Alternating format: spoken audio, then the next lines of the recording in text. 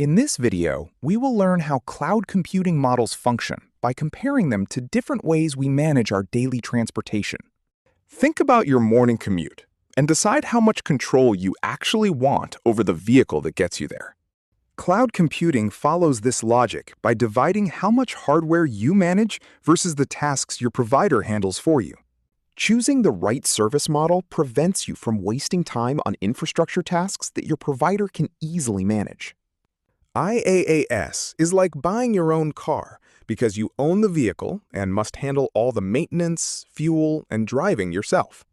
With IaaS, you maintain total control over virtual hardware, networking, and operating systems, just like a car owner does. PaaS is like using a rideshare service where you choose the destination, but the driver handles the engine and vehicle maintenance. In the PaaS model, developers focus entirely on writing code, while the provider manages the runtime and system updates.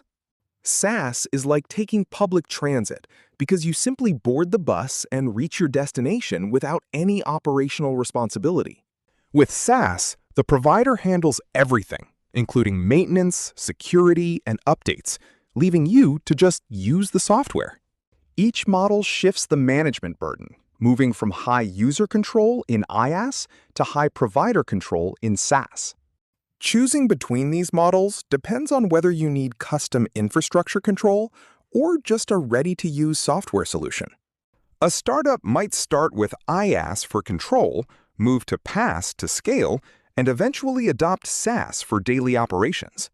Ultimately, you are balancing the desire for total customization against the speed and convenience of using managed cloud services.